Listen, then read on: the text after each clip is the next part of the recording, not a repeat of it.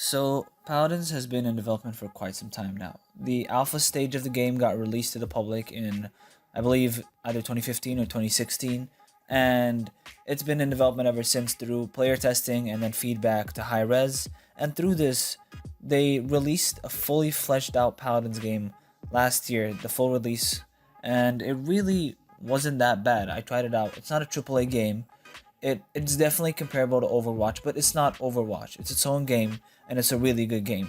And so today, I wanted to analyze exactly how it's a good game through its gameplay mechanics. Now, even though, like I said, this isn't a AAA game, don't expect to be blown out by these mechanics. I wanted to dive into an analysis of them. And to do this, I'm going to be scoring these mechanics on a scale from 1 to 10 each, and then I'm going to be giving them an overall score at the end. Now, first, let me explain to you what gameplay mechanics are. Now, obviously, gameplay is how the user interacts with the game. Mechanics specifically are what constantly keep the player engaged and motivated to keep playing said game. You'll understand more as I move on throughout this list and analysis. Now, even though there are way more mechanics than I'll be listing, here are the few mechanics we'll be using for this scoring system. We'll be using levels, objectives, visible progress, leaderboards, and virtual currency / trading.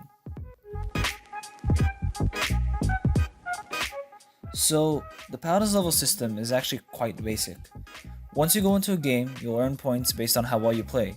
For example, standing on the objective or killing an enemy gives you points, stuff like that. Earn enough points and you level up. The problem with the Paladin system is that gaining levels in Paladins is not necessarily rewarding. When you level up, you really want to get a reward. You want to get the feeling that you achieved something. But in Paladins, you get this nice animation, and that's it. What I'm trying to say here is that there are absolutely no privileges in leveling up. Maybe there's some currency here and a small prize every few levels.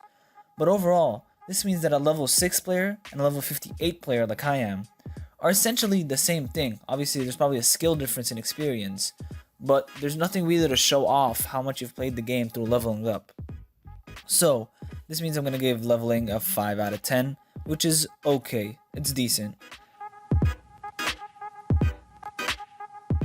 Alright, moving on to objectives. So, there are daily and weekly objectives, but I find them quite lackluster, just in the fact that they're like the leveling up system. They don't really give you that much rewards. Once again, it's a little bit of currency here and there, and there's also not that many objectives, and they're not interesting objectives to do.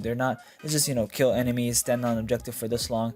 It's nothing really, you don't need to get out of your way of the gameplay to finish objectives. And I personally enjoy objectives that make you go outside your comfort zone in the gameplay, use special weapons, do all that kind of stuff.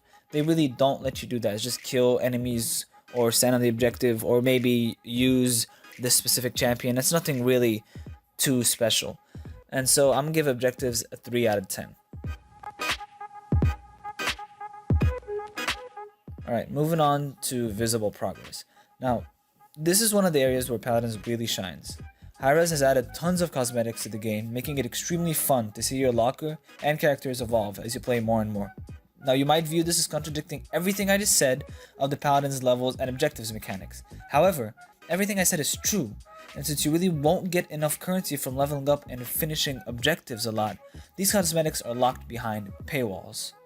But we won't talk about that aspect of Paladins just yet.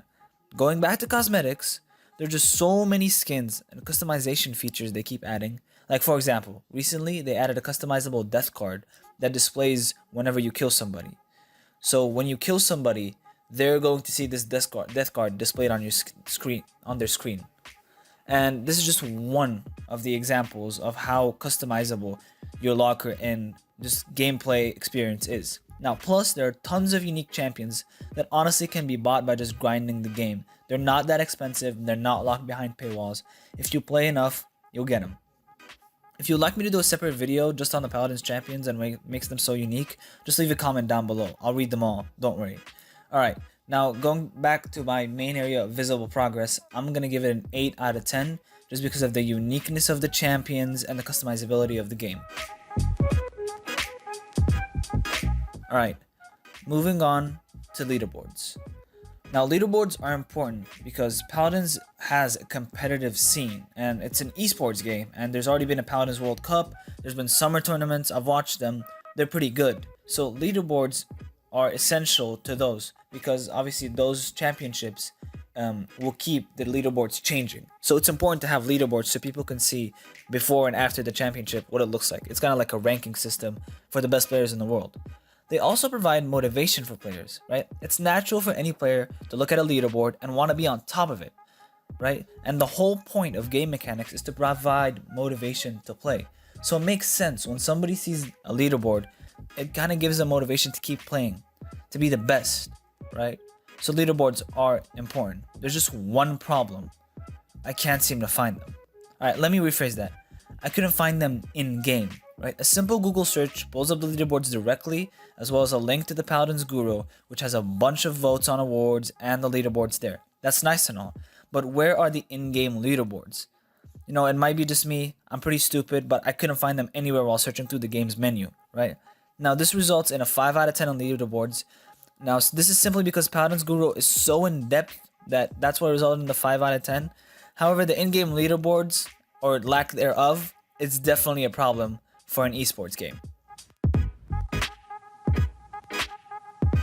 Alright.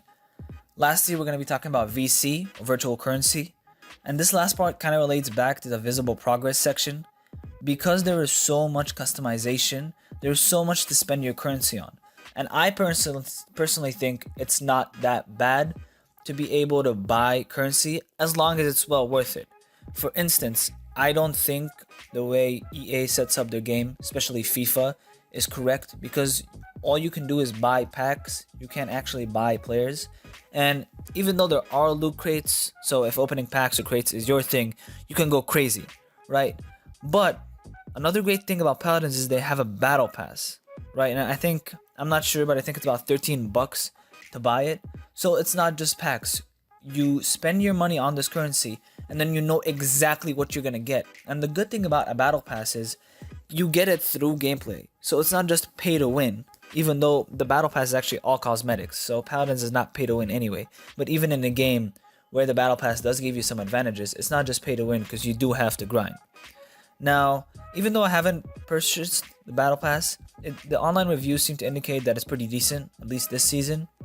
Now, the good thing here about this battle pass is that a one-time purchase, right? It's just a one-time purchase, because you get more crystals out of the battle pass than you actually spent to get it.